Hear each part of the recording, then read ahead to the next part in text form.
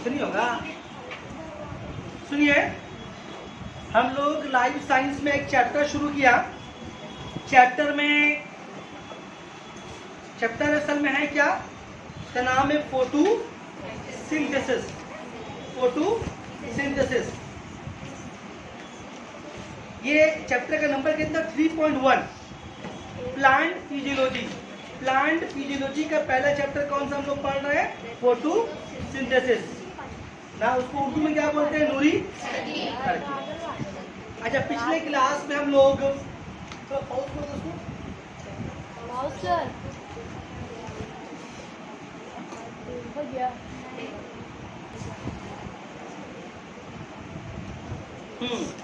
तो हम लोग पढ़ रहे हैं चैप्टर फोटोसिंथेसिस। फोटो के माने क्या होता है? रोशनी, लाइट। और सिंथेसिस मतलब होता है मिलाकर बनाना। पूरे चैप्टर का मतलब क्या बताया था? रोशनी की मदद से कुछ मिलकर बनना। हम लोग बात शुरू कहाँ से किया था? अगर वहाँ शुरू करेंगे तो फिर पूरा क्लास रिपीट हो जाएगा। हल्का सा हम पीछे ले चलते हैं, हल्का सा, फिर हम आगे बढ़ जाएंगे। हम बताना ये चाह रहे थे, पिछले क्लास का निचोड़ ये था कि हम बताया था कि इस दुनिया में एक ही ऐसा लिविंग बीइंग है, ऐसा जानदार है जो अपना खाना खुद तैयार करता है। वो कौन है? वो ग्रीन प्लांट। ग्रीन प्लांट के अंदर ये कैपेसिटी है जो अपना खाना खुद तैयार कर सकते हैं। बाकी दुनिया में जितने भी जानदार हैं वो पेड़ पौधे का, प्लांट का तैयार किया हुआ खाना ही किसी न किसी शक्ल में खा रहे हैं। आप खाने का कोई भी एक एग्जाम्पल ले दो, जो मन करे खाइए आप। उस खाने का अल्टीमेट सोर्स क्या चीज मिलेगा आपको? कोई मिट्टी खाते तो वो अलग बात है, कोई लोहा खाता है वो अलग बात है, लेकिन खाने का एक नॉर्मल सोर्स अगर देखेंगे आप, तलाश करेंगे ये चीज कहाँ से आया, तब कहाँ पहुंच जाइएगा? ग्रीन प्लांट की तरफ। तो ग्रीन प्लांट ही है जो पूरी दुनिया को, पूरी तरह के जानदार को, लिविंग बीइंग को खाना खिला रहा है। हम लोग खाना बनाते नहीं, क्या कहते हैं? लोग खाना पकाते हैं, कुक करते हैं। हम लोग खाना प्रिपेयर नहीं करते, खाना तैयार नहीं करते। ये ताकत अल्लाह ताला ने किसको दी है? खाना क्यों खाते हैं हम लोग? भूख लगती है इसलिए नहीं। हम लोग खाना खाते हैं किस लिए? एनर्जी के। ये एनर्जी कहाँ से आता है? फूड से, खाना से, ग़िज़ा से। तो उस खाने में एनर्जी कहाँ से आया ना? सनलाइट। हम बताया था कि इस पूरे यूनिवर्स में जितना भी तरह का एनर्जी का फॉर्म है, एनर्जी का शक्ल है, वो उसका अल्टीमेट सोर्स कौन है? सूरज है, सन है। ये जो हम लोग सन का जो एनर्जी है, जो लाइट एनर्जी, जो सूरज चाचू जो निकलते हैं दिन के वक्त, और एकदम अभी कहने से नहीं कर छुट्टी में है, जो गर्मी फैलाते हैं हम लोग, वो एनर्जी सनलाइट की एनर्जी है। ये एनर्जी को दुनिया को जिंदा किए हुए हैं। लेकिन हम जानदारों के अंदर वो खूबी नहीं है कि हम डायरेक्ट सनलाइट की एनर्जी को अपने बॉडी में एब्जॉर्ब कर लें। कि अगर धूप निकले, मैदान में खड़े हो गए, हम भी मैदान से खा के आ रहे एनर्जी, खड़े हैं मैदान में, छत में खड़े हैं, किस लिए खड़े हैं? एनर्जी के लिए। क्योंकि सर बोल रहे हैं कि सनलाइट की एनर्जी ही हम लोग के बॉडी में एनर्जी है, वो सनलाइट का ही कि हमारे बॉडी में एनर्जी हम बात कर रहे हैं, खड़े हैं हम यहाँ पे बैठ करके, चल क्या है? एनर्जी। तभी तो भाई। तो एनर्जी कहाँ से आया है? ये एनर्जी अल्टीमेट कहाँ से? सूरज से आया, सन से आया। तो ये एनर्जी सन से हम लोग तक आया है। ये हमारे अंदर ये खूबी नहीं है कि इसी जानदार के अंदर ये सलाहियत नहीं है, एबिलिटी नहीं है कि वो सूरज के एनर्जी को डायरेक्ट एब्जॉर्ब कर ले। उसके लिए हम लोगों को किसके ऊपर डिपेंडेंट रहना पड़ता है? सिर्फ पेड़ पौधा, ग्रीन प्लांट। ये भी पेड़ पौधा नहीं, हर पेड़ पौधा नहीं, कौन पेड़ पौधा, कौन ट्री, जो ग्रीन प्लांट होता है। ग्रीन प्लांट के अंदर अल्लाह ताला ये खूबी भी है कि उसके पत्तों के अंदर एक खास तरह का मॉलिक्यूल रखे हैं। कौन मॉलिक्यूल है वो? क्लोरोफिल मॉलिक्यूल है। वो क्लोरोफिल मॉलिक्यूल के अंदर ये सलाहियत होती है, एबिलिटी होती है सनलाइट की एनर्जी को कन्वर्ट करता है खाने की शक्ल में। कौन शक्ल में? खाने की शक्ल में। आपको हम भाषा में समझा रहे हैं। लेकिन अगर एग्जाम में आपसे पूछा जाए कि नूरी तरकीब यानी कि फोटोसिंथेसिस के दौरान सनलाइट की एनर्जी किस में कन्वर्ट होता है, तो आप बोलिए खाने की शक्ल में, तो आपको नंबर नहीं मिलेगा। आपको बोलना पड़ेगा केमिकल एनर्जी में। क्योंकि खाना, फूड क्या चीज़ है? एक केमिकल कंपाउंड ही तो है। उस केमिकल कंपाउंड में सेब में रख दिया गया, जामुन में रख दिया गया, चावल में रख दिया गया, गेहूं में रख दिया गया, अच्छे लग रहा है, खा रहे ना, मेरी बात समझ में आ रही है। ऐसी बोले खा लो एनर्जी, तो कोई नहीं खा सकेगा, लेकिन खाना में दे दिया गया तो आदमी खाना खा रहा है, जो एनर्जी है वो एब्जॉर्ब हो रहा है, बाकी चीज़ें बताओ कहाँ जा रहा है। तो जो अल्टीमेट सोर्स है हम लोग के बॉडी में एनर्जी हो, कहाँ से, हम लोगों का ताकत नहीं है कि हमने डायरेक्ट एनर्जी को एब्जॉर्ब। ये काम कौन करता है, ग्रीन प्लांट के अंदर खास मॉलिक्यूल है, नाम क्या उसका, क्लोरोफिल। इसी को तो मार खाई हो, ध्यान नाम ध्यान से सुनो, क्लोरोफिल मॉलिक्यूल। ठीक, ये कहाँ पर ये क्लोरोफिल मॉलिक्यूल होता है, पत्तों के दरमियान। पत्तों के दरमियान मतलब क्या, पत्तों की भी जगह होती है खाली, एक पतला पत्ता क्लीन, उसके जगह होती है खाली, हाँ उसके अंदर खाली जगह होती है, उसके अंदर खाली जगह होती है। पत्ता समझिए मेरा हाथ है, ये समझिए एक पत्ता हो, कैसे कलर का है, ग्रीन कलर का है, कौन कलर का है, ग्रीन कलर का है। मैंने बोले कैसा काला है तो ग्रीन कलर का मान लेते हैं। मान लीजिए पत्ता है, तो पत्ते का ऊपरी हिस्सा को बोलते हैं अपर एपिडर्मिस, क्या बोलते हैं, अपर एपिडर्मिस, और निचले हिस्सा को बोलते हैं लोअर एपिडर्मिस। नहीं बात समझ, झूठ बोल नहीं समझना। तो एक जो पत्ता हम देखते हैं वो नॉर्मल पत्ता नहीं है, उसको आप बहुत गौर से देखिए, आप तो गौर से कुछ दिखेगा नहीं आपको, उसके लिए माइक्रोस्कोप चाहिए, जो उसमें बता रहे थे आपको।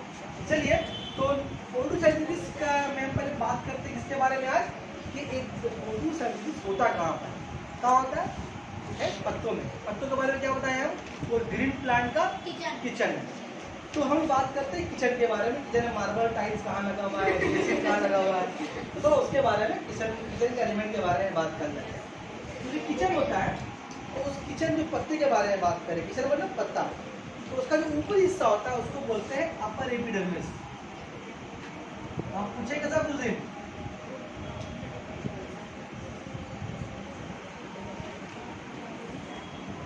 आज जो उसका निचला हिस्सा, जो नीचे वाला हिस्सा उसका होता है, उसको बोलते हैं लोअर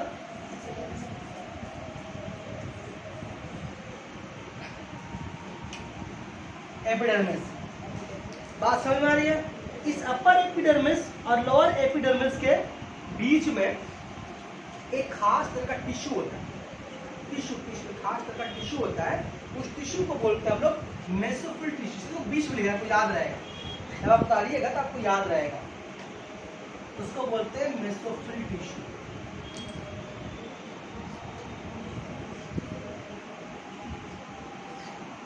हम इसके बारे में पढ़ लिखते हैं, पहले हम किसके बारे में पढ़ रहे हैं, site of photo, site of photosynthesis का मतलब क्या, हम लोग पत्ते के बारे में पढ़ रहे हैं, यानी कि पेड़ पौधे किचन के बारे में पढ़ रहे हैं। तो आम तौर पर अगर आप पत्ता आप देखिएगा तो आपको ऊपर वाले से क्या रहेगा, अपर एपिडर्मिस, नीचे से क्या रहेगा, नीचे वाला हिस्सा लोअर एपिडर्मिस। अगर आप कोई पत्ता दे दे तो आप कैसे समझिएगा सर कौन वाला ऊपरी हिस्सा है, कौन वाला निचला हिस्सा, आपको समझ में आएगा। आप एक कॉपी एक पेज दे, एक कॉपी एक पेज फाड़ के जाए, बोलेगा कौन पेज ऊपर कौन पेज नीचे वाला है, कैसे बोल पाएगा, बोलो नहीं बोल पाएगा। तो पत्तों में कैसे बोल पाओगे, बोल पाओ, इसका पहचान एक कोई भी पत्ता भी निकले, अभी नहीं रात लिखा चुनिएगा, बाहर में आगे बोलेगा क्या चुन्नी लो आ गई, कभी भी मौका मिले तो एक कहिए पत्ता उठाइएगा।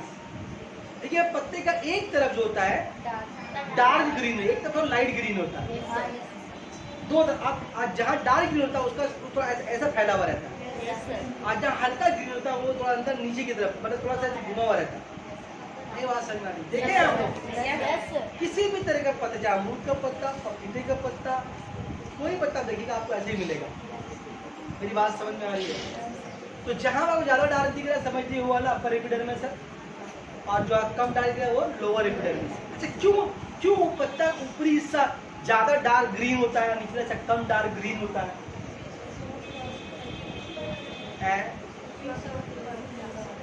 हाँ, क्योंकि पेड़ पौधों की किचन है, उसमें जो क्लोरोफिल मॉलिक्यूल है उसका काम है सनलाइट एनर्जी को एब्जॉर्ब करना। अब मान लीजिए एक पत्ते के अंदर बहुत सारा क्लोरोफिल मॉलिक्यूल है, ठीक है, एक पत्ता ऐसे है, ठीक है। अब सूरज चाचू वहां चमक रहे, तो इस पत्ते के लिए चाचू किधर है, उधर है ना। तो ये सारा जो क्लोरोफिल का मॉलिक्यूल है वो उड़कर कहाँ चला गया, इसके सामने में। थोड़ा पॉज कर दो,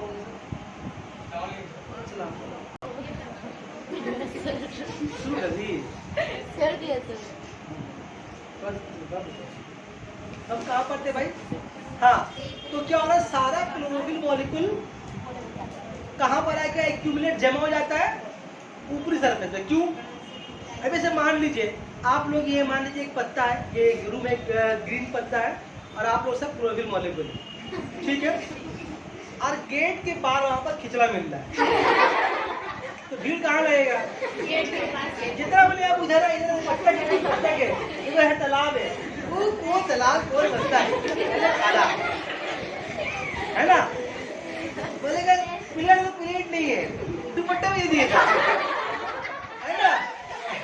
तो क्या होगा, सारा क्लोरीन मॉलिक्यूल कहाँ चला जाएगा, वैसे ही सारा क्लोरीन मॉलिक्यूल कहाँ चला जाएगा, समझ में आ गया।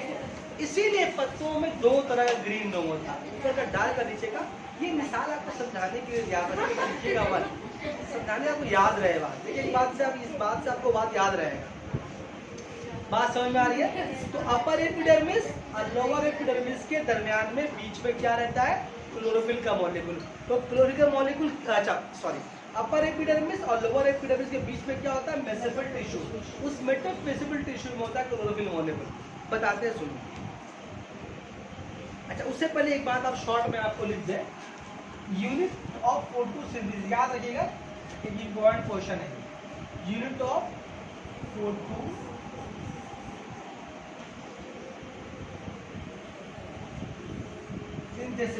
किसको बोलते हैं, क्लोरोप्लास्ट को बोलते हैं।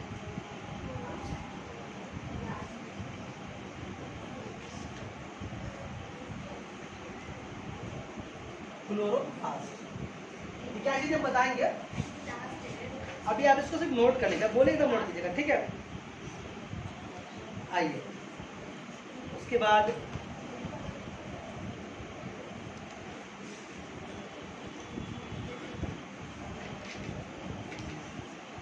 आइए, तो ये जो पत्तों का जो अपर एपिडर्मिस लोअर एपिडर्मिस, इसके बीच में क्या चीज है, मेसेफिल टिश्यू।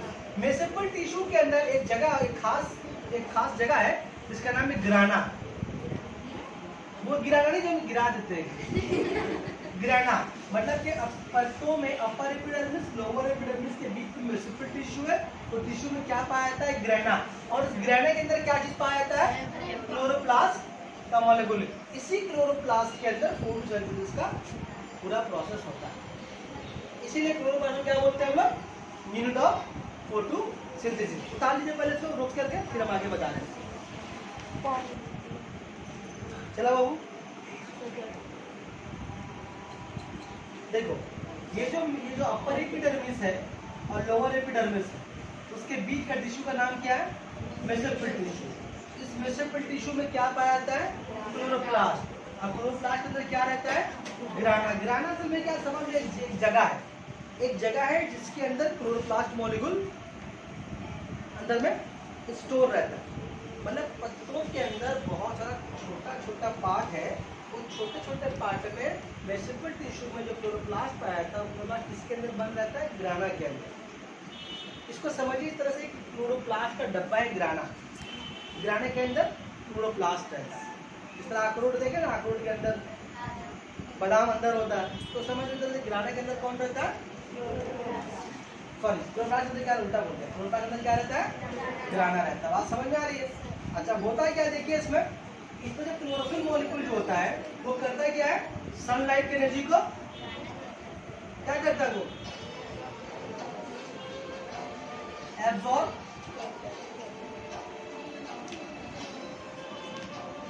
Sunlight energy. मतलब क्या होगा, सनलाइट की एनर्जी को एब्जॉर्ब करता है। क्यों सनलाइट की एनर्जी को एब्जॉर्ब करता है ये, सनलाइट को एनर्जी को एब्जॉर्ब इसलिए करते हैं, खाना बनाना है। उसमें होता क्या दौरान होता है उसमें दौरान ये है कि सनलाइट की एनर्जी क्या होता है, इसको एब्जॉर्ब करके क्लोरोफिल मॉलिक्यूल क्या करता है, पानी का फॉर्मूला क्या है, H2O। ये पानी आया कहाँ से, बोलो ना, पानी आया कहाँ से, जड़ों के जरिए एब्जॉर्ब हुआ। रूट हेयर जो है, जड़ जड़ जड़ नहीं बोलेंगे, बोलेंगे रूट हेयर बोलेंगे। रूट हेयर क्यों बोलेंगे, क्योंकि जड़ जहाँ जैसी तना खत्म हुआ स्टीम, जड़ तो शुरू हो जाता है, लेकिन जो जो शुरू हुआ वो तो वाटर एब्जॉर्ब करता नहीं है। वो सबसे आखिरी बारीक फाइबर होता है। जैसे मान लीजिए कि ये आपका ये वाला स्टीम है, ठीक है, ऐसे निकला ऐसे निकला ऐसे निकला ऐसे चला, तो जो आखिरी फाइबर होता है, जमीन में जड़ कहाँ तक आपको थोड़ा पता है, तो जो आखिरी फाइबर होता है, आखिरी है वही तो वाटर जो एब्जॉर्ब करता है ना, इसलिए क्या बोलेंगे, रूट हेयर। ज्यादा अच्छा रहेगा बोलेंगे रूट हेयर। रूट बोलेंगे तो गलत नहीं होगा, लेकिन ज्यादा अच्छा भी नहीं होगा। क्या बोलेंगे, रूट हेयर। मेरी बात समझ में आ रही है। तो रूट हेयर से जो वाटर एब्जॉर्ब होता है उसको कौन पत्तों तक लेके चल जाता है, जाइलम टिश्यू। ये पानी कहाँ पहुंचा, पत्तों में पहुंच गया। पत्तों में कहाँ पहुंच गया, मेसोफिल टिश्यू दरमियान पहुंच गया। और पहले से कौन आया हुआ है, सनलाइट का एनर्जी। कौन लेके इसको आया, क्लोरोफिल मॉलिक्यूल लेके आए ना। तो क्या होता है, वहां पर इस पानी को तोड़ा जाता है। पानी को जो खाना हम घर में बनाते हैं तो मसाला वगैरह पीसते हैं ना, कुटाई होता है, चाप भरो तो कुटाई होता है, जो अलग अलग तरह का खाना बनता है। तो पेड़ पौधों में खाना बनने में क्या होता है, इस पानी को, इस वाटर मॉलिक्यूल को ब्रेक किया जाता है। वाटर मॉलिक्यूल को ब्रेक किया जाता है। ये वाटर मॉलिक्यूल टूटता है। टूट कर क्या बनेगा पता है, टूटने के बाद बनता है H+ और OH-। क्या है आपको याद रखना है, पानी अपने दो तरह का, इसको क्या बोलते हैं, इसको बोलते हैं आयोन्स। पानी अपने आयोन्स में ब्रेक हो जाएगा। इसमें एक आयन, ये प्लस आयन, एक और कैसा आयन है, माइनस आयन है। पानी अपने दो तरह के कंपोनेंट में ब्रेक हो जाता है, दो तरह के आयन से ब्रेक हो जाएगा। पानी की इस तरह टूटने के प्रोसेस को बोलते हैं photolysis. Photolysis of water, photolysis of water. इस रिएक्शन हो रहा है, इस रिएक्शन को हील रिएक्शन भी बोलते हैं। क्यों इसको हील रिएक्शन बोलते हैं, क्योंकि सबसे पहले हील नामी साइंटिस्ट ने इस रिएक्शन को डिस्कवर किया था। तो फोटोलाइसिस ऑफ वाटर किसको बोलते हैं, हील रिएक्शन। ये हील रिएक्शन किसको बोलते हैं, फोटोलाइसिस ऑफ वाटर को। वाटर का फोटोलाइसिस क्या चीज है, वाटर का फोटोलाइसिस ये चीज है कि जो वाटर जो जड़ से, रूट हेयर से एब्जॉर्ब हुआ और पत्तों में पहुंचा है, वहां पर क्या हो रहा है कि सनलाइट की एनर्जी के अभिनय पर क्या हो रहा है, इस वाटर के मॉलिक्यूल को उसके आयोन्स में ब्रेक कर रहे हैं, H+ और OH- में। तो पानी के इस तरह टूटने के तरह ब्रेक होने के प्रोसेस को बोलते हैं फोटोलाइसिस ऑफ वाटर। और फोटोलाइसिस ऑफ वाटर का एक नाम है हील रिएक्शन। क्यों उसको बोलते हैं हील रिएक्शन, सबसे पहले से हील नामी एक साइंटिस्ट ने डिस्कवर किया था। पत्तों में हो रहा है, पानी पत्तों में आ रहा है, वो क्या है, उसको तोड़ा जाता है। कौन तोड़ता है, वो वही आपका जो क्लोरोफिल मॉलिक्यूल है, उस पर जो सनलाइट को एब्जॉर्ब किया, वही सनलाइट जो एनर्जी है आकर इसको ब्रेक करेगा। ठीक है, अभी अभी अभी हवा से कौन जाएगा इसके पास, CO2 गैस जाएगा, वो भी जाएगा ही। पहले यार पत्ता का पहले मुकम्मल करना, बात समझ में आई। तो पत्ते में क्या क्या चीज हो रहा है, इसको बता दें आप ऑफ करके। एक बात और सुन लीजिए, क्लोरोफिल और पूछता है, ये क्लोरोफिल जो मॉलिक्यूल है वो किस से मिलके बना होता है, तो ये इन्फॉर्मेशन लिख लीजिए। क्लोरोफिल जो मॉलिक्यूल है उसका फॉर्मूला देख लीजिए, फॉर्मूला क्या है इसका। एग्जाम में पूछ लेगा, इसे एक्टिविटी टास्क वगैरह में लिखने को अगर आ गया एग्जाम, बहुत अच्छी बात और है, नहीं होगा तो कुछ किया भी नहीं आ सकता। एग्जाम होगा, ठीक है चलिए। C55 लिख लीजिए, इसको सदम डाल लीजिए इसको। 877 O5 N4 Mg, ये फॉर्मूला है। C55 H70 O6N4 Mg, उसको बोलते हैं क्लोरोफिल ए और इसको बोलते हैं क्लोरोफिल बी। यहाँ पर से क्वेश्चन कैसे आएगा आपको हम बता दे रहे हैं, पहले उतार लीजिए आप इसको।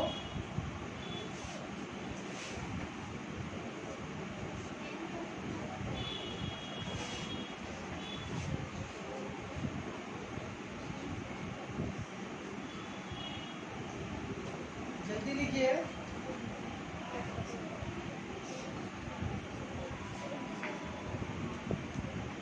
लिख लिए?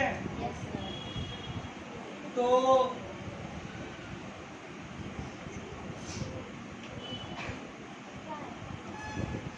हो गया। तो क्लोरोफिल मॉलिक्यूल अगर आपसे पूछ ले किस किस से मिलके बना है तो आप बोलिएगा कार्बन, का सी से कार्बन, H से हाइड्रोजन, O से ऑक्सीजन, N से नाइट्रोजन और Mg से मैग्नीशियम। तो एक क्लोरोफिल मॉलिक्यूल कितनी चीजों से बना है? 5 तरह के एलिमेंट से मिलके बना है, carbon, hydrogen, oxygen, nitrogen, magnesium. अगर किस किस से मिलकर बना ये पूछे तो, अगर फॉर्मूला पूछे तो पूरा आपको बोलना पड़ेगा, ठीक। और कभी कभी सवाल ऐसे पूछा जाता है कि वो कौन सा मेटेलिक एलिमेंट है जो क्लोरोफिल मॉलिक्यूल में पाया जाता है। 5 तरह का एलिमेंट देखिए, कार्बन है, हाइड्रोजन है, ऑक्सीजन है, नाइट्रोजन और ऑक्सीजन है। इन पांचों में एक एलिमेंट ऐसा है जो कि मेटेलिक है, वो कौन है?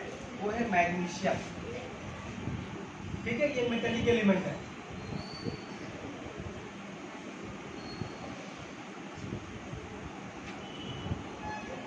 ये भी मैग्नीशियम दोनों। तो अगर आपसे पूछ ले कि क्लोरोफिल मॉलिक्यूल में हम ही पूछ रहे कौन सा मेटेलिक एलिमेंट पाया है तो क्या बोलेगा? मैग्नीशियम। फॉर्मूला पूछेंगे तो आपका नसीब खराब रहेगा, पूरा बोलना पड़ेगा। अरे पूछ ले कि किस किस से मिलकर बना है तो कार्बन है, हाइड्रोजन है, नाइट्रोजन है, ऑक्सीजन है और मैग्नीशियम, याद रहेगा? अच्छा, उसके एक बात और बोल रहे, क्लोरोफिल मॉलिक्यूल को ग्रीन प्लांट का कलर पिगमेंट भी कहते हैं। कलर पिगमेंट भी कहते हैं। कलर पिगमेंट के माने क्या होता है? कलर पिगमेंट के माने होता है कि एक ऐसी चीज जो इस चीज पे खास रंग दे, चीज तो खास रंग दे। आमतौर पर अगर हम पेड़ पौधा अगर बोलेंगे, प्लांट बोलेंगे तो आपके ध्यान में कौन सा रंग आता है? आता है ना चीज। अगर आप कहीं भी ट्री सुने, घास सुने, पेड़ सुने, खेत सुने, खलियान सुने, आपके ध्यान में क्या आता है? हरा हरा, है ना। तो ये मतलब पेड़ पौधे का अपने खास रंग है। कैसा रंग है? हरा, ग्रीन कलर। तो ये ग्रीन कलर जो है ये ग्रीन कलर आता किस बिना पर है? इसी क्लोरोफिल मॉलिक्यूल के बिना पर। इसीलिए क्लोरोफिल मॉलिक्यूल को पेड़ पौधे का कलर पिगमेंट भी कहते हैं, क्योंकि पेड़ पौधे का रंग है जो ग्रीन रंग उसका पर है, किसकी वजह से? इसी क्लोरोफिल मॉलिक्यूल की वजह से। तो क्लोरोफिल मॉलिक्यूल एक पेड़ पौधे के खास रंग भी देता है, खास कलर भी देता है। जो कलर कौन है? ग्रीन है। और सबसे इंपॉर्टेंट काम कौन कर रहा है? असल काम को क्या कर रहा है? सनलाइट को एब्जॉर्ब करना है ना जी, यही है। चलिए इसको लिख लिए आप लोग, पॉज करके उतारिए।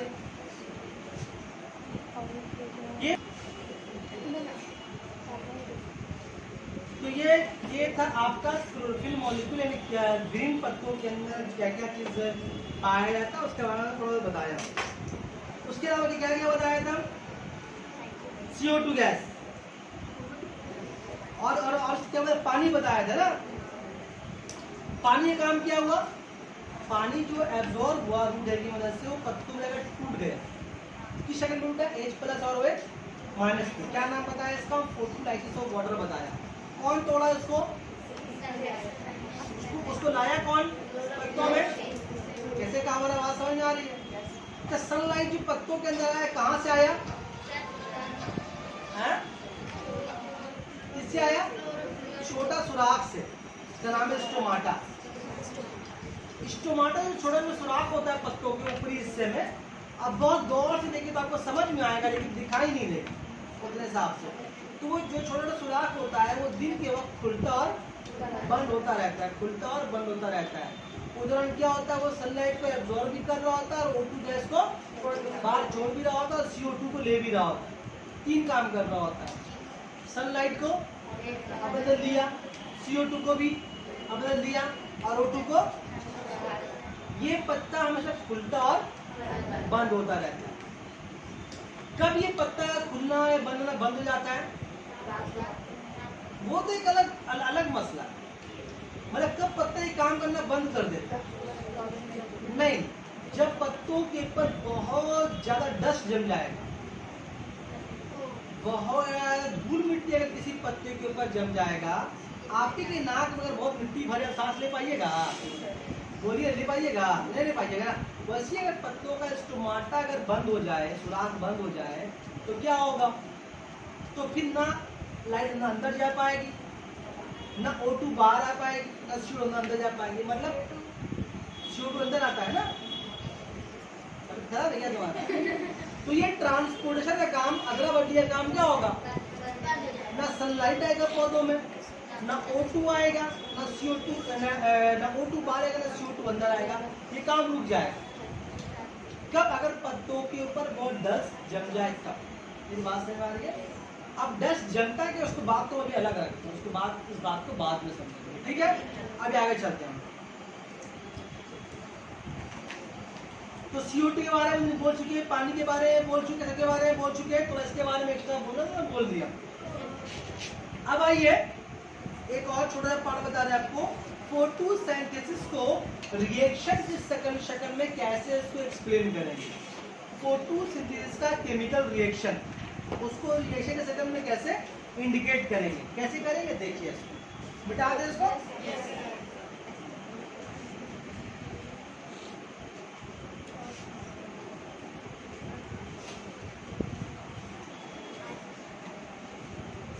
केमिकल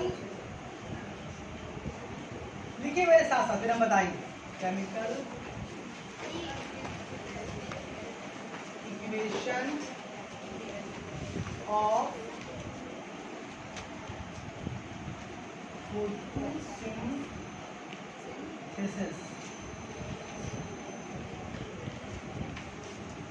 इसका केमिकल इक्वेशन क्या है? 6CO2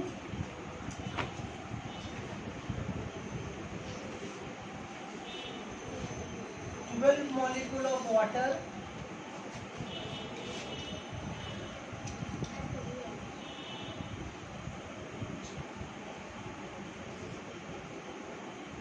sunlight,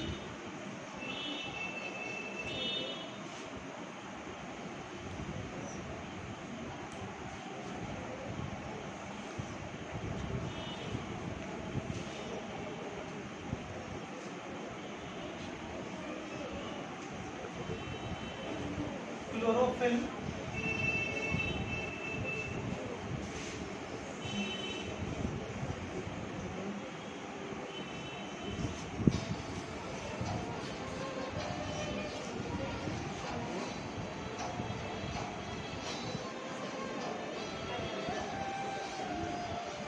पॉज करिएगा सर।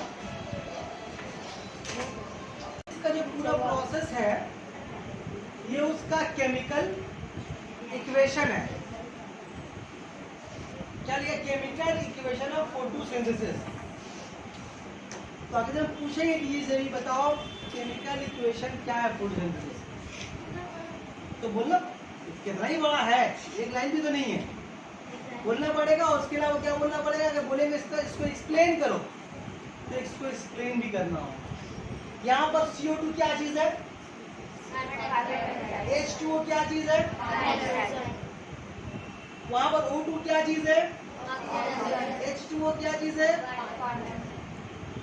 और ये क्या चीज है? यही है कार्बोहाइड्रेट का फॉर्मूला। जो कार्बोहाइड्रेट जो फूड है, ये उसका, ये वाला उसका फॉर्मूला है। तो अगर पूछ ले हम, बताओ कार्बोहाइड्रेट का फॉर्मूला क्या है, तो बोल पाएंगे ना?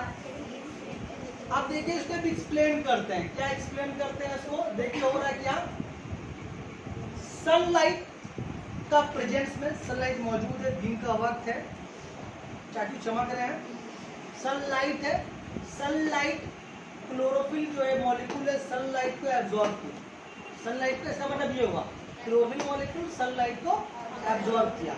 एब्जॉर्ब करने के बाद क्या देख रहे हैं हम यहाँ पर, अगर 6 मॉलिक्यूल कार्बन है, ये फॉर्मूला किसका है, CO2 कार्बन डाइऑक्साइड का फॉर्मूला है, और 6 का मतलब कार्बन डाइऑक्साइड का 6 मॉलिक्यूल, कार्बन डाइऑक्साइड का 6 मॉलिक्यूल जब 12 मॉलिक्यूल वाटर से, वाटर का 12 मॉलिक्यूल से क्या करेगा, रिएक्ट करेगा, मिलेगा, नहीं समझ में आ रही, दाल और चावल मिला दिया, चूल्हा में उसको चढ़ाएंगे, तो दाल चावल मिला दिया, चूल्हा में चढ़ाएंगे, वहाँ माड़ बसा लेंगे, तो ये पसे पसा के दिखा रहे ना, तो 6 मॉलिक्यूल कार्बन डाइऑक्साइड और 12 मॉलिक्यूल वाटर आपस में मिलेगा, किसकी मौजूदगी में, सनलाइट के मौजूदगी, सनलाइट की मौजूदगी में इन लोगों में रिएक्शन हो। कौन करवा के ये काम, क्लोरोफिल मॉलिक्यूल। कहाँ पर है ये, पत्तों में, किचन में है, रिएक्शन हो गया, गड़मड़ गड़मड़ गड़मड़ आवाज हुआ, क्या बन गया, कार्बोहाइड्रेट मॉलिक्यूल। क्या देख रहे हैं हम लोग देख ये रहे यहाँ पर, अच्छा क्या देख रहे हैं हम लोग कि 6 मॉलिक्यूल कार्बन डाइऑक्साइड और 12 मॉलिक्यूल वाटर सनलाइट क्लोरोफिल की मौजूदगी आपस से मिलता है, तो क्या बनाता है, एक मॉलिक्यूल कार्बोहाइड्रेट। क्या बनाया, यानी एक मॉलिक्यूल कार्बोहाइड्रेट तैयार करने के लिए कार्बन डाइऑक्साइड का 6 मॉलिक्यूल और पानी का 12 मॉलिक्यूल लगे। ठीक, खाना बन गया, उस खाना बनने के बाद एक्स्ट्रा पानी बचता है। क्या बताया था मैं ऐसे बैठे बैठे कि जितना पानी लेते हैं उसका आधा पानी बच जाता है। देखो यहाँ पर 12 मॉलिक्यूल वाटर लिया था, कितना वापस मिल गया हम लोगों को, 6 मॉलिक्यूल वाटर, बाकी 6 मॉलिक्यूल कहाँ गया, इस खाना में घुस गया। खाना खाते तो खाना में पानी रहता है, तो पानी कहाँ चले, खाने के अंदर। जितना पानी लिया तो उसका आधा पानी, बोलो ना, बच गया। और देखो बगल में लिखा O2। अच्छा कितना पानी का, 6 मॉलिक्यूल पानी बचा, जितना पानी लिया गया उसका आधा पानी बच गया। और कितना ऑक्सीजन निकल गया, देखो जितना CO2 गैस लिया गया उतना ही ऑक्सीजन पैदा हुआ। ऑक्सीजन बचता है, ऑक्सीजन पैदा ना होता है। ऑक्सीजन के बारे में क्या बताया था, ऑक्सीजन के बारे में बताया था ये बाई प्रोडक्ट है। क्या ये वाला, इसके बारे में बताया था ये बाई प्रोडक्ट है। और ये क्या चीज है, कार्बोहाइड्रेट,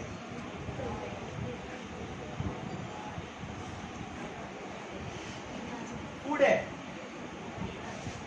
तो क्या देख रहे हैं हम लोग इस रिएक्शन में कि जितना मॉलिक्यूल कार्बन डाइऑक्साइड पौधों ने एब्जॉर्ब किया था उतना ही मॉलिक्यूल ऑक्सीजन, बोलो ना। तो इसमें आपको फायदा समझ में आ रहा है, हम सब समझाते हैं, सबको अभी और उसको एक्सप्लेन करेंगे। अभी उससे पहले आप देखिए, हम O2 के बगल में एरो बनाया, इसका मतलब क्या, वो जो गैस जो पत्तों के अंदर तैयार होगा, ऑक्सीजन गैस जो कि बाई प्रोडक्ट है, वो जो पत्तों में रेडी होगा, ये पत्तों में ठहरता नहीं, पत्तों में ठहर के रह ही नहीं सकेगा। जिस तरह हमारे घरों में जो खिचड़ी बनता है, कुकर में भाप रहता नहीं, उसको बाहर निकलना होता है, नहीं निकलेगा तो कौन फटेगा, कुकर। तो उस तरीके से ग्रीन पेड़ पत्तों के अंदर जो जब कार्बोहाइड्रेट फूड बनता है तो उस दौरान पानी तो बना, बचा पानी बचा और O2 बना। ये जो O2 गैस जो है पत्तों में गैस है ना, गैस को कब तक रखोगे, एक बलून में फुलाते हैं तो गैस जाती है, तो जितना कैपेसिटी होता है वो रख पाता है, उससे ज्यादा फूंक मारेगा तो होता है ना। तो उस तरह से क्या होता है, तो सिस्टम क्या है, जब पत्तों में गैस तैयार हुआ स्टोमाटा खुलेगा और फिर गैस बाहर, ताजा गैस, बात समझ में आ रही है। CO2 गैस बाहर आ गया, पत्तों में रुकता नहीं है, रुकेगा। अगर ये पत्तों में रुकेगा तो पत्तों का जो काम है, सिस्टम है, वो गड़बड़ा जाएगा। हमारे पेट में गैस हो जाता है हम लोगों को, तो गैस निकलता है कैसे लगता है, हम तो तो बता, हम लोग छोटे हैं, आप लोग छोटे हैं, जो लोग तो मजा जो आता है पेट में गैस का दर्द है, बोला गैस, डॉक्टर में यार गैस इनका दवा लेने के लिए, ऐसा बात सुनते हैं कि नहीं सुनते हैं? हाँ, तो पेड़ पौधों में भी गैस होता है, तो गैस को वो निकाल देता है। मतलब उसके लिए वो उलझन है, किसके लिए उलझन है? पेड़ पर सब पत्तों के लिए वो जो है वो तो गैस उलझन है, पत्तों के स्टोमाटा से वाहिस्ता है। और एक उलझन है, ये जो पानी देख रहे पानी, ये भी उलझन है पेड़ पौधों के लिए। ग्रीन प्लांट के लिए जो पानी है ये भी उलझन है, क्योंकि जो रूट हेयर है पानी तो कंटिन्यू एब्जॉर्ब कर रहा। आप अगर में एक मटका रखा किचन में, पानी उससे भरा हुआ है, क्या कोई डाल दीजिएगा? अम्मी ने दौड़ा के मारेगी, तो काम बढ़ा दी किचन में, काम बढ़ा दिया है ना, बात समझ रहे आदमी? तो क्या होगा, आप कब डालिएगा उसमें पानी? जब वो खाली हो जाएगा, उसको कुछ जगह रहे, है ना? तो ये पानी जो तैयार हुआ है, ये पानी सॉरी बचा है, तैयार तो हुआ O2 गैस अच्छा ना, वो जो पानी जो बच गया है इसका क्या होता है? तो ये पानी बहुत इंपॉर्टेंट पानी का रोल है बाबू। ये पानी जो है पत्तों के स्टोमाटा से आहिस्ता आहिस्ता भाप बनके निकलता रहता है, भाप बनके निकलता रहता है। इसका एहसास कब आपको होगा? आप तो ऐसे लोग समझ नहीं पा रहे, आप कभी सुबह के वक्त मैदान जाइए, ये घास भीगा रहेगा, पत्ते भीगे रहते हैं, कभी गए? तो समझते हो ओस है ना, वही समझते हैं। असल में वो पत्तों का निकला वही पानी है जो भाप की शक्ल में अभी भी निकल रहा होगा। अभी थोड़ा माहौल गर्म है, अभी सूरज डूब चुका है, अभी ठंडा और आहिस्ता आहिस्ता सुबह 12 बजे का, 1 बजे का, 2 बजे का, फिर सुबह 3-4 बजे का, तो उस वक्त मौसम थोड़ा, अभी पंखा 5 बजे चला रहे घर में पता नहीं चल रहा है, अभी सुबह अगर सो रहे होंगे सुबह के टाइम पंखा को ऐसे करना पड़ता होगा, तो मौसम सुबह ठंडा हो जाता है। ये जो भाप बन के जो गैस निकला है, पानी जो भाप बन के निकला है, भाप बन के वो क्या ठंडा होकर क्या होगा, फिर पानी बन जाए, वही पानी फिर क्या होता है, घास के ऊपर आकर जमा हो जाए। मेरी बात समझ में आ रही है? और जो सुबह जो पानी भाप बन के निकल रहा है, यही निकला बाहर भाप बन के, फिर मौसम ठंडा है, वही पटा वहीं पर फिर पानी बन के रह गया, तो सुबह के वक्त आप ज्यादा चीज देख पाएंगे। मेरी बात समझ में आ रही है? आपको और चीज ना समझना है, आपके घर में खाना बनता है, डेगची से भाप निकल रहा है, अपने हाथ के 2 देर ऊपर रख दीजिए आप, देखिएगा ये देखिएगा ढक्कन नीचे पानी जम जाता है, जमता है ना। एक मिसाल देने के लिए, तो ये जो पानी जो भाप बन के निकल रहा है, ये फिर ठंडा होकर फिर ये पानी की शक्ल में चेंज हो जाता है फिर, और इसका मैक्सिमम पानी का ये तो सुबह के वक्त, दिन भर पानी कहाँ जाता है, जो हर वक्त पानी निकल रहा है स्टीम भाप बनकर, ये पानी कहाँ वेपर बने कहाँ जा रहा है, ये ऊपर की तरफ चल जा रहा है, यही बना रहा है बादल, यही बना रहा है बादल। और बारिश जो होती है, जो रेन होता है, रेन, उस रेन में इस पानी का भाप जो ऊपर उठ रहा है, इसका बहुत इंपॉर्टेंट रोल है। बारिश जहां पर ग्रीन प्लांट कम होंगे, प्लांट कम होगा, बारिश भी देखिए। अगर ग्रीन प्लांट कम होगा कितना नुकसान है आपको? अगर आपका ग्रीन प्लांट कम है, तो आपका CO2 गैस कौन जब्त करे, एब्जॉर्ब करेगा? ये तो गंदा गैस है ना भाई, ये तो पॉइजनस गैस है, जहरीला गैस है ना, इसको तो खत्म करना है। तो कौन खत्म करता है इसको? जितना ज्यादा CO2 उतना ज्यादा ऑक्सीजन। मतलब खराब चीज दीजिए, अच्छा चीज लीजिए, जितना खराब चीज उतना अच्छा लीजिए। O2 जिंदगी वाला गैस है ना भाई, आज जितना खराब गैस दीजिएगा उतना अच्छा गैस मिलेगा। कितना अच्छा बोलिए ग्रीन प्लांट कितना साथ दे रहा। आप खराब माल दीजिए, एक्सचेंज। ये जो बाल आता है, कभी देखिए पुराना पैंट लीजिए, नया पैंट लीजिए, उसको तो कपड़े पसंद नहीं आता, उसको कोट पैंट दीजिएगा, शादी करने के लिए पुराना है, और उसको लेके देता क्या है, ढकनी। तो ऐसा तो होता है, लेकिन यहाँ पर क्या हो रहा है, आपको जितना CO2 लीजिएगा उतना आपको O2 देगा। कौन देगा उतना O2 आपको? रहेगा तब ना देगा। अब जितना CO2 छोड़ रहे हैं उतना CO2 लेने वाला प्लांट हमारे सराउंडिंग में है नहीं, तो उतना O2 कहाँ से मिलेगा? मेरी बात समझ में आ रही है? जब ये CO2 को लेने वाला कोई नहीं रहेगा, तो फिर ये जो पानी भाप बन के निकल रहा है, ये भी कहाँ से निकलेगा? मतलब बारिश भी इससे अफेक्टेड होगा, बारिश भी कम होगा। रेगिस्तान में बारिश क्यों नहीं होती? इसलिए वजह ये। और सबसे ज्यादा बारिश कहाँ होती है बताओ? मेघालय में एक जगह है चेरापूंजी, है ना? वहां पर फॉरेस्ट का क्वांटिटी बहुत, जहां जहां फॉरेस्ट है, जंगल है, वहां बारिश दमदार होती है। और वहां तो दुनिया में सबसे ज्यादा बारिश होती है। अभी एक अलग कहानी उसके बाद बताएंगे। लेकिन उसकी एक वजह ये है कि वहां पर प्लांट बहुत ज्यादा है। जहाँ प्लांट होगा वहाँ बारिश होगी और वहाँ का मौसम अच्छा रहेगा। प्लांट नहीं रहेगा वहाँ पर, ये जो पानी भाप बन के उठ रहा है, आसमान भाप बन के जा रहा है, ये नहीं होगा। फिर आपको O2 भी तो नहीं मिल रहा। मेरी बात समझ में आ रही है? जब O2 आपको सही क्वांटिटी में नहीं मिलेगा तो क्या होगा, थकेगा ज्यादा। तो सही थोड़ा बैठे पड़े को नींद आ जाएगी। क्यों आ रहा है? क्योंकि यहाँ पर CO2 की क्वांटिटी बहुत ज्यादा, O2 क्वांटिटी बहुत कम है। क्योंकि CO2 छोड़ ज्यादा, आदमी आबादी इतना है। कितनी आबादी वाली शहर के अंदर? अभी यहीं बैठे कितना बैठे हैं कुछ घंटे के लिए, हम छोड़ CO2 ले रही,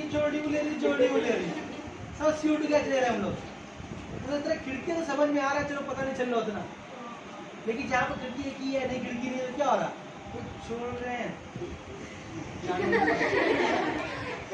बात समझ में आ रही है?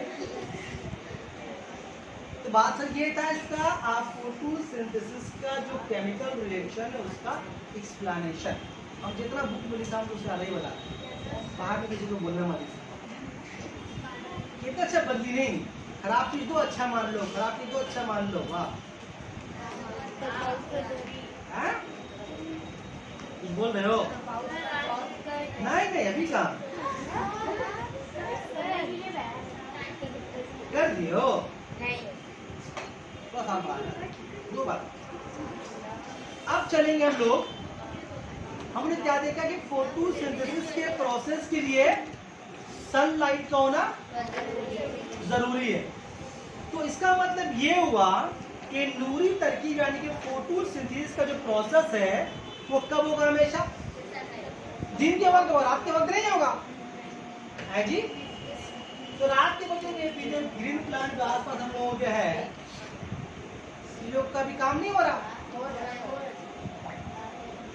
तो सुनिए, इस बिना पे फोटोसिंथेसिस को दो पार्ट में डिवाइड किया गया। दो पार्ट में क्या डिवाइड किया गया? उसका एक पार्ट का नाम है लाइट रिएक्शन।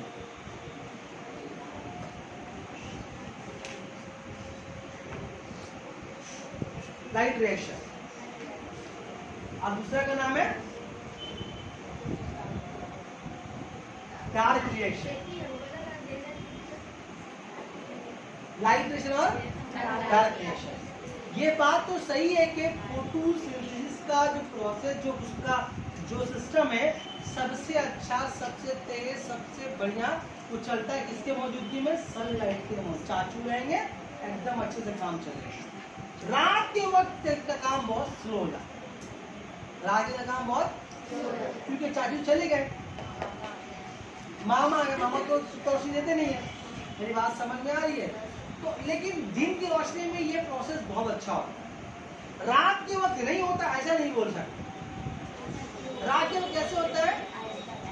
कहीं ना ऐसे मान लीजिए मेरे घर लाइट जल रहा है, लाइट एनर्जी है, बगल में एक पेड़ है, लाइट एनर्जी एब्जॉर्ब कर रहा है।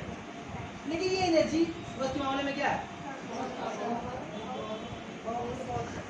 मतलब क्या? बहुत कम। बोलने का मतलब ये कि लाइट रिएक्शन के लिए डार्क रिएक्शन भी होता है, लेकिन डार्क रिएक्शन का जो रेट ऑफ रिएक्शन है, जो काम होने का जो सिस्टम है बहुत, और सबसे अच्छा कौन है? Light reaction. तो आज हम यहीं पर खत्म करते हैं। अगले दिन लाइट रिएक्शन और डार्क रिएक्शन पढ़ेंगे। अगले दिन खत्म कर देंगे। सही, बहुत सुनने का दिन हो गया। जो नहीं आया तो क्या होगा, क्या होगा, क्या होगा, क्या